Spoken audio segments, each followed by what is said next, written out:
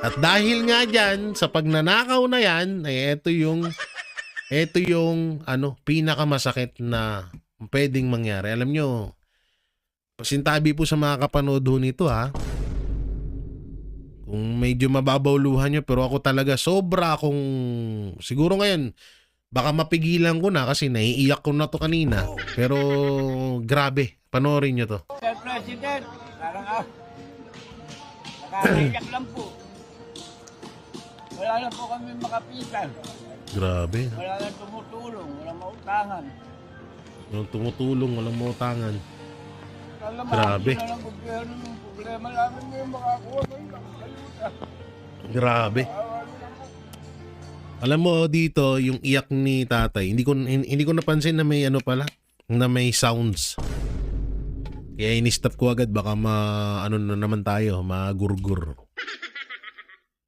Alam ko napanood nyo na to, yung video ni tatay na umiiyak na nagmamakawa na tulungan naman sana sila ng gobyerno dahil na hindi na talaga kaya. Biruin nyo yung pagtaas ng gasolina ngayon. Kawawa ho yung mga kababayan nating tanging hanap buhay ay pamamasada ng jeep, pamamasada ng tricycle, pagiging delivery rider, angkas rider. So, sobra talaga silang nahirapan. Biruin nyo yun. Halimbawa sa jeep. Kung halimbawang ang isang jeepney driver ay maggas ng halos sabihin na nating hindi ko matatansyan dahil wala naman akong sasakyan. Sabihin na natin na sa isang araw ay umubos sila ng 5 litrong gasolina. Sa 5 litrong gasolina na nagkakahalaga, halimbawa sa presyo natin ngayon na umaabot na ho ng 120 per, halimbawa lamang to 120 per litro times 5. Tapos, i-minus natin ay sa times 5, magkano ba yung dating presyo? Nasa 85, diba? 600 times 5, 120 So, sabihin na natin 82. Noon, yung hindi pa tumataas yung gasolina, times 5. Diba? So sa 600 ay, wait lang sa 600 ay may kita silang, may subi silang 180 pesos. Halimbawa, 5 liters sa isang araw. Ngayon, pupunta pa ng magiging 140 pa ata ang gasolina. So, na lang kikitain nila, di ba? At hindi lang sa mga namamasada. Pati din tayo, apektado. Yung mga, halimbawa ako, may motor ako. Di ba? Pagpupunta ako ng palengke, yung gasolina, sobrang taas.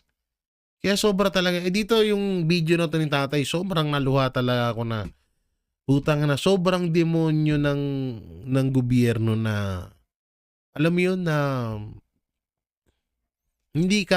parang hindi mo sila papakinggan or masasabi mong parang babaliwalain mo yung mga ganito. Hindi peke ang pag-iyak ni tatay. Una-una lalaki to. Padre de pamilya yan. Kaya siguro naluha lang si tatay dahil sobrang talaga sobrang hirap na talaga sa bansa natin na hindi na nga halos talaga kaya ng iba pa nating mga kababayan. Pasalamat nga tayo. Ako, nagpapasalamat ako kay Ama sa taas. Dahil kahit papano naiiraraos namin yung pang-araw-araw. Dahil nga dito sa YouTube, 'di ba? Dahil nga sa hindi naman lahat ng pamilya ko naka-sandal sa akin. Sabihin ko na lang na ako mismo. Nakakaraos ako sa pang-araw-araw dahil kahit papano may kinikita, kahit papano may trabaho.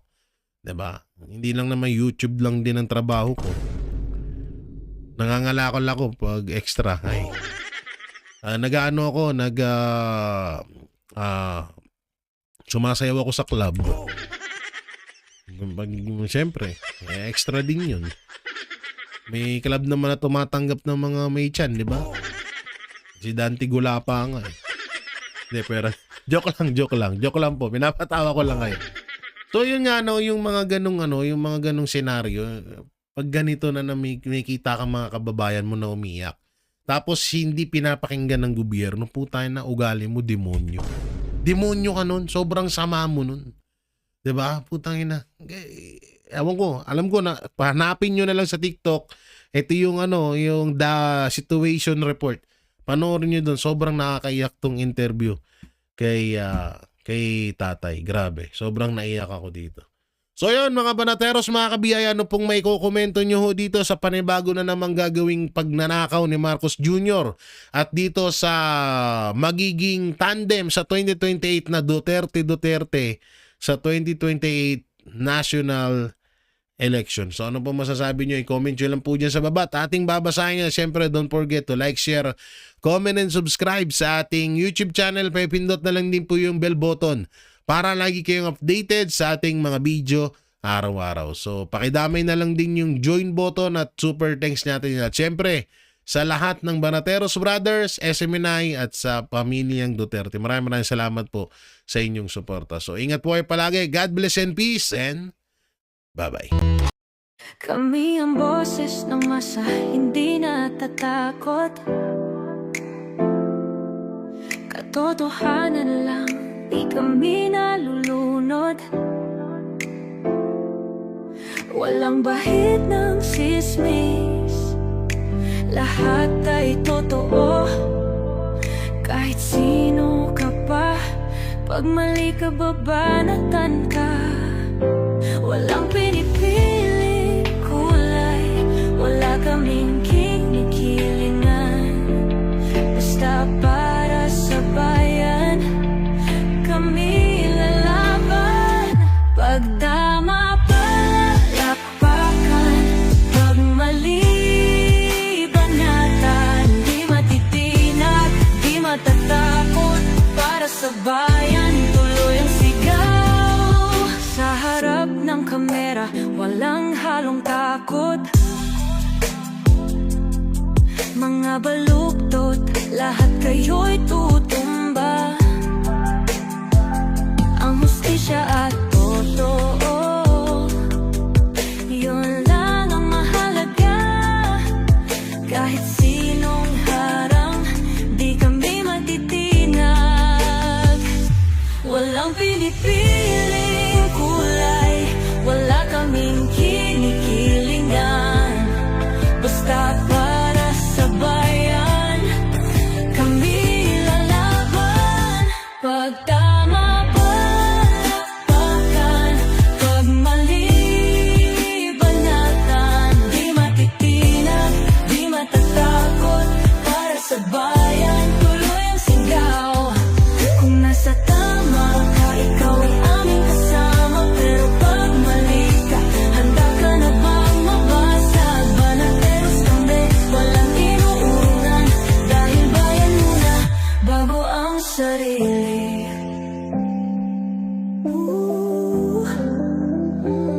Bago ang sarili.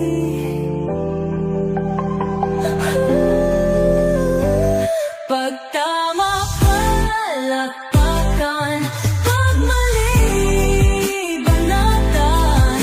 Banateros ang sigaw, katotohanan ang laban.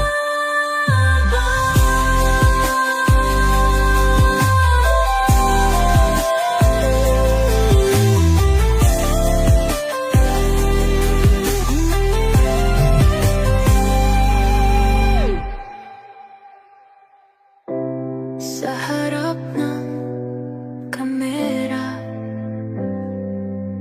walang halong